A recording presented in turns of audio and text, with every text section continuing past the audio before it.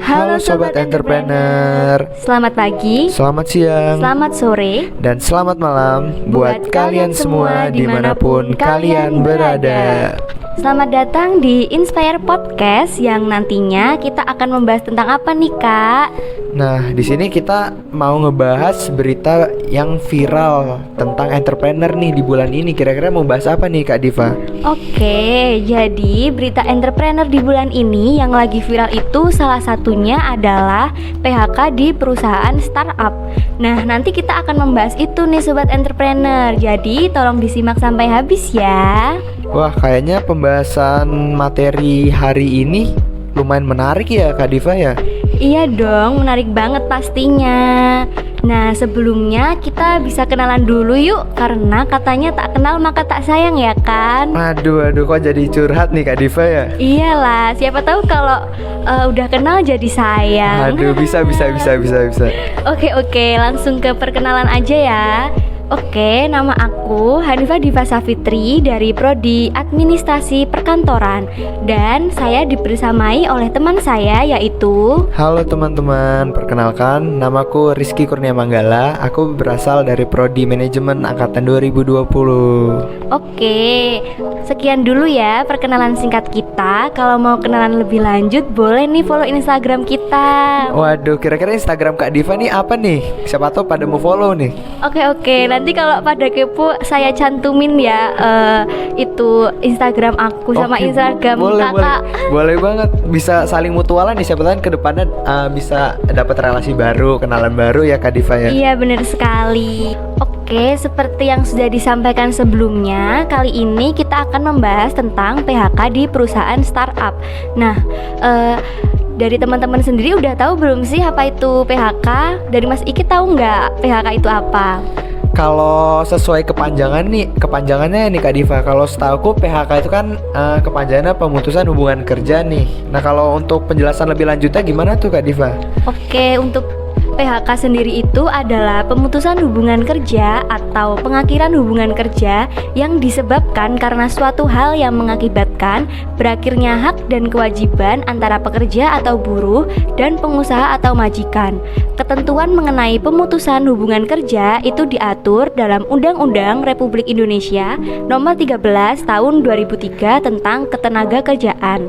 Nah, dari teman-teman sendiri udah dengar belum berita PHK di perusahaan startup? Nah, dari Mas Iki gimana nih? Udah denger belum? Kalau aku sih udah denger ya Kak Diva. Soalnya waktu itu kan juga sempet jadi trending topik ya di Twitter tentang PHK massal nih dari startup-startup yang ada di Indonesia Kak Diva. Kalau aku sih dengernya dari trending topik Twitter waktu itu Kak Diva. Iya bener sekali. Tapi berarti belum tahu lebih lanjut ya Kak? Kalau lebih lanjutnya sih dari aku belum tahu nih Kak Diva. Mungkin bisa dijelasin nih.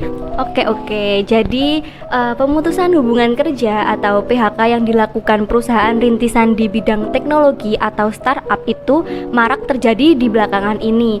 Nah, bakar duit itu kerap disebut sebagai akar masalah penyebab PHK tersebut. Nah, bakar duit kalian tahu nggak sih apa itu artinya bakar duit? Kalau dari aku sih, kalau denger bakar duit ya Kak Diva, udah lumayan sering ngedenger sih di media sosial kayak di Instagram gitu. Nah, tapi kalau untuk lebih spesifiknya aku kurang tahu nih Kak Diva tentang bakar duit itu apa. Nah, jadi pemerhati startup sekaligus Ketua Umum Asosiasi E-commerce Indonesia periode 2018 sampai 2020 yaitu Ignatius Untung memberikan penjelasan soal bakar duit. Ia menjelaskan model bisnis startup ialah mendapatkan uang dari investor untuk mendorong bisnis. Startup sendiri melakukan bakar duit sejalan dengan harapan investor yang menginginkan pertumbuhan bisnis yang baik. Nah, Dementor.com juga mengatakan bahwa startup itu kan bisnis modelnya adalah mendapatkan uang dari investor, lalu didorong untuk dilakukan bisnis. Yang sebelum-belumnya juga nggak bisa disalahkan startup sendiri kalau kita tanda kutip bakar uang dan sebagainya, karena juga investor yang ngedorong untuk harus punya grow yang bagus. Nah, bagi startup, bakar uang itu merupakan sesuatu yang bikin deg-degan ya. Iya nih Kak Diva nih, apalagi kan kalau startup tuh bakar duit kan bisa sampai miliaran nih. Bakar duit dana dari investor, yang dimana pasti dakdikduk ya kalau kita sebagai orang awam ngelihatnya ya Kak Diva ya. Nah, siapa juga yang mau bakar uang ya? Deg-degan juga kita bakar uang. Tapi karena ekspektasi untuk drive performance yang sebegitu tinggi terjadinya, akhirnya ya mau nggak mau ya digas. Caranya ngegas gimana sih? Nah, kira-kira gimana nih cara biar kita ngegasnya nih Kak Diva? Kalau kita bahasnya kan gas gitu kan. Kira-kira gimana nih? Nah, awalnya tuh pasti nggak bakar uang, karena yang namanya ada uang terus habis itu kita hambur-hamburkan dalam tanda kutip, itu juga pasti deg-degan. Ya kan, Kak? Bener banget nih. Jadi kita kalau ngebakar duit harus ada strateginya Kak Diva untuk kedepannya, nggak hanya asal bakar duit. Iya, bener sekali. Nah, juga udah dilakukan segala cara termasuk bakar uang. Ternyata bakar uang ini dalam beberapa kasus, nggak semua kasus, dalam beberapa kasus itu terbukti manjur untuk ngedrive grow itu tadi. Waduh, kira-kira kenapa tuh Kak nggak begitu manjur nih? Nah, katanya masalahnya itu pertumbuhan ini berkelanjutan atau tidak. Ketika uang itu habis, startup akan meminta suntikan dana lagi ke investor pastinya.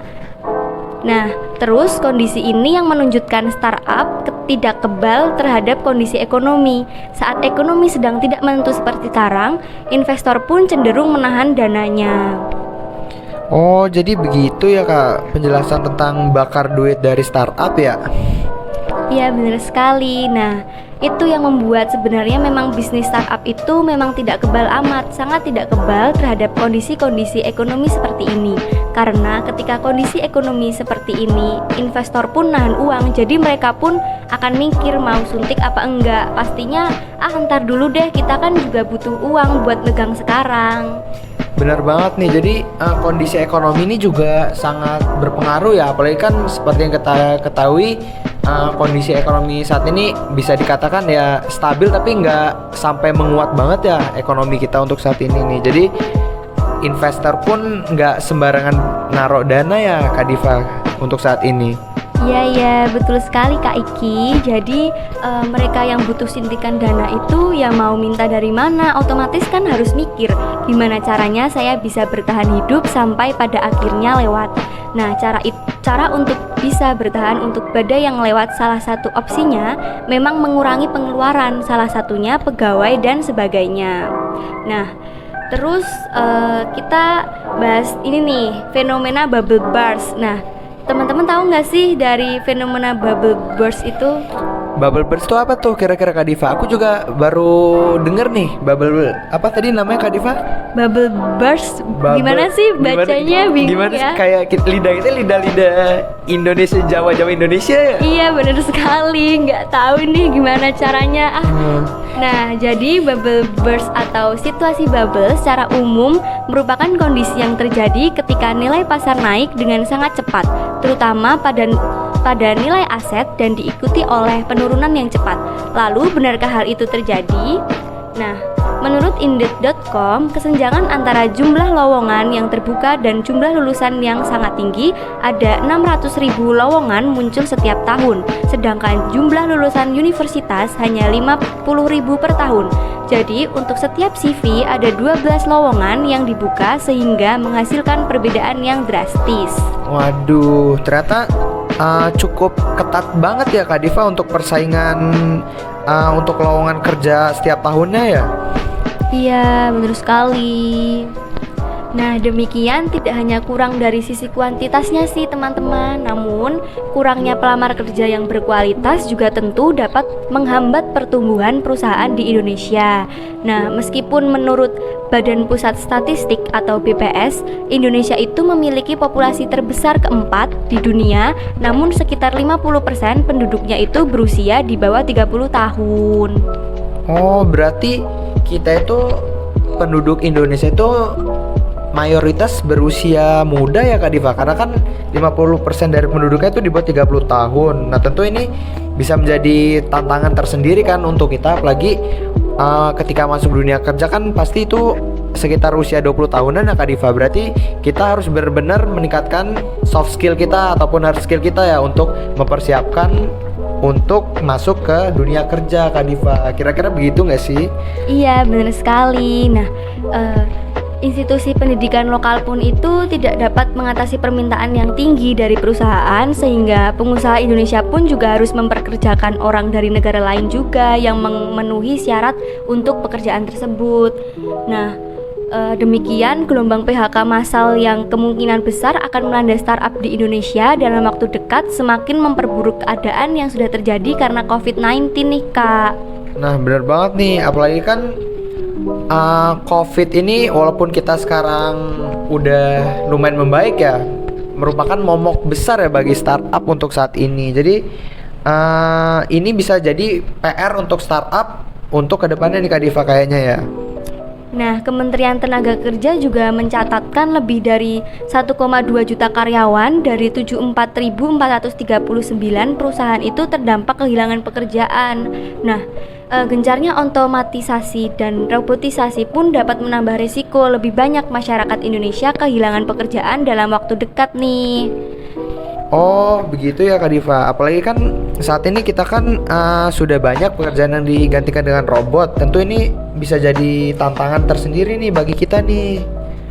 Nah maka dari itu kita itu harus memperbaiki diri kita itu menjadi lebih baik lagi ya Kak ya. Bener banget nih Kak Diva. Oke, nah terus Direktur Center of Economic and Law Studies atau CELIOS Bima Yudhistira menjelaskan kondisi saat masih menjadi perdebatan dan masih terlalu dini jika dibilang bubble, sebab kondisi saat ini banyak berbeda dengan kondisi bubble yang terjadi sebelumnya seperti .com bubble. Nah, kok beda itu kondisi bubble-nya kenapa ya Kak? Nah kira-kira kenapa tuh Kak Diva kok bisa beda ya kondisinya? Nah, Direktur Center of Economic and Law Studies atau CELIOS Bima Yudhistira menjelaskan kondisi saat masih menjadi perdebatan dan masih terlalu dini jika dibilang bubble, sebab kondisi saat ini banyak berbeda dengan kondisi bubble yang terjadi sebelumnya seperti .com bubble. Tapi yang jelas, beberapa startup itu ada yang menjadi masalah utamanya adalah soal pendanaan. Produknya itu bisa matching, tapi dari sisi pendanaan ada beberapa perubahan memang. Nah, pendanaan merupakan akar masalahnya. Nah, kok bisa menjadi akar masalahnya tuh gimana sih, Kak? Wah, kira-kira kenapa tuh hal ini bisa menjadi akar permasalahannya Kak Diva ya? Aku penasaran nih. Oke, Bima menjelaskan kalau sebelum pandemi tingkat suku bunga itu sangat rendah. Beberapa negara itu bahkan menerapkan suku bunga negatif. Kondisi saat itu, likuiditas sedang melimpah sementara aset-aset tradisional kurang menarik untuk menjadi tempat investasi. Nah, emas itu juga kurang menarik, surat utang bunganya kecil, banyak yang akhirnya berinvestasi di perusahaan rintisan ataupun startup ini. Oh, jadi begitu ya penjelasannya terkait tentang bubble ya Kak Diva ya. Iya benar sekali Kak. Nah jadi startup yang produknya tidak fit di pasar, pendanaannya kemudian bermasalah. Mereka melakukan efisiensi itu untuk menata ulang persaingan, terutama yang sebelumnya mungkin melakukan burning money, bakar uang untuk dapat customer dalam waktu singkat. Marketernya naik dalam waktu singkat, mungkin dituntut agar pertumbuhannya lebih organik. Terus Direktur Center of Economic and Law Studies CELIOS atau Bima Yudhistira mengatakan bahwa pemerintah harus turun tangan nih untuk menangani korban PHK dari perusahaan startup. Nah, cara penanganannya gimana sih, Kak?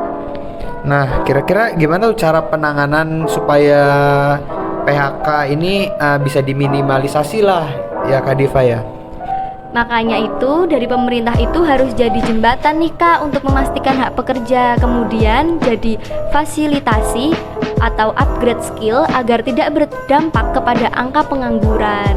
Oh, jadi begitu ya yang harus dilakukan pemerintah ya Kak Diva ya? Aku baru tahu nih. Iya benar sekali. Nah itu Bima Yudhistira yang mengatakan dalam acara The Mentor Detikcom. Terus Bima juga mengatakan di antara daftar PHK itu ada 2 kategori karyawan nih Kak, yakni mereka yang memiliki skill dan mereka yang tidak punya keahlian. Nah, lebih lanjut, Bima itu juga mengatakan di antara daftar PHK itu ada 2 kategori karyawan, yakni mereka yang memiliki skill dan mereka yang tidak punya keahlian. Oleh sebab itu, ia mendorong agar pemerintah itu lebih proaktif dalam mendeteksinya, gitu Kak.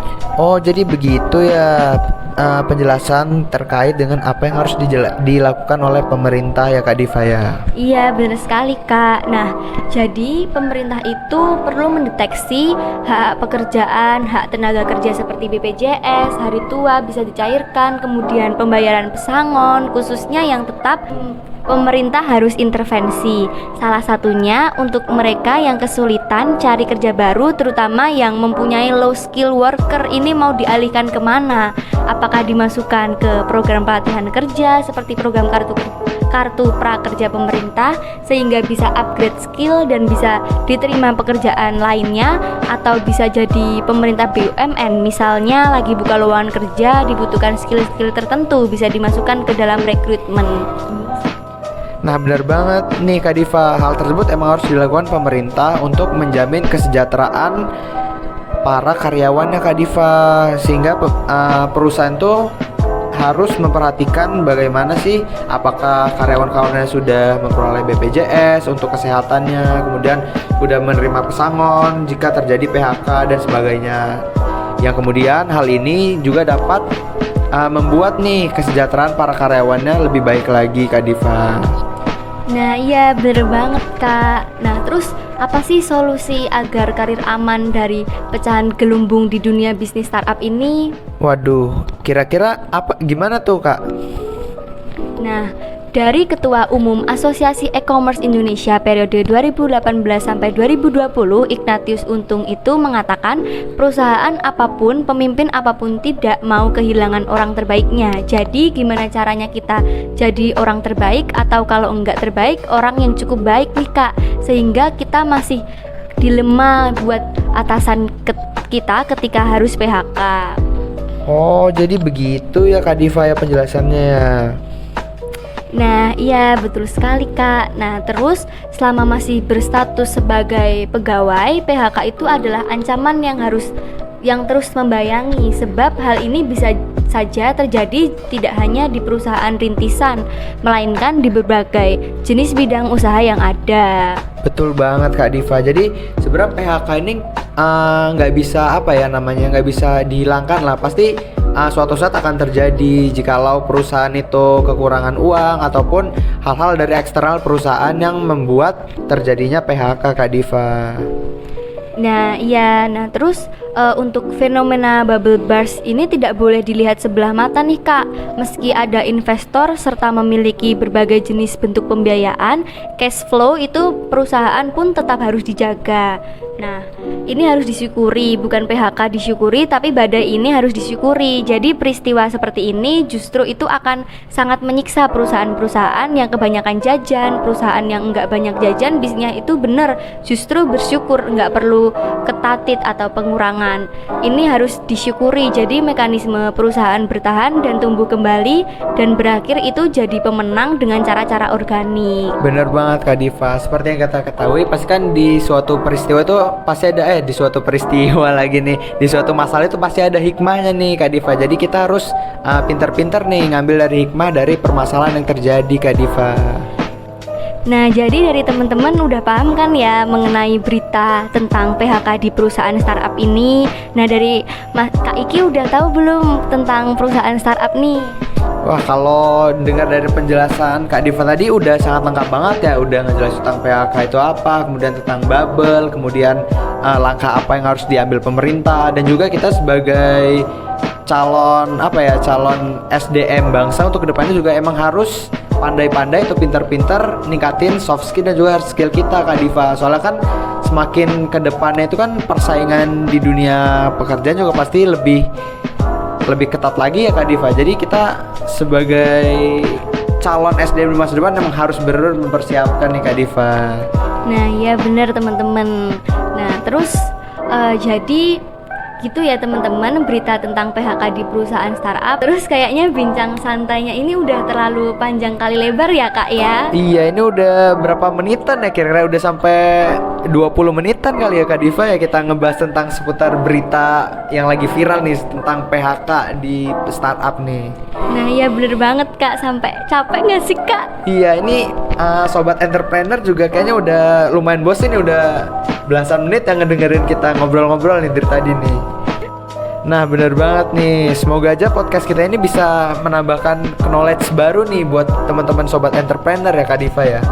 Nah iya bener sekali. Nah semoga dari apa yang kita bicarakan ini bisa bermanfaat ya buat teman-teman entrepreneur kita. Nah oke, sebelum diakhiri aku mau pantun nih. Waduh, pantun apa nih Kak Diva nih? Kayak kalau pantun-pantun ini menarik nih.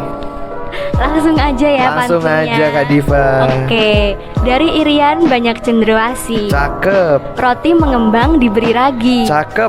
Cukup sekian, terima kasih. Cakep. Semoga esok berjumpa lagi. Asik. Keren Oke. banget nih pantunnya nih Kak Diva nih. Iya dong. Nah, oke, langsung kita tutup aja ya Kak. Nah, aku Diva.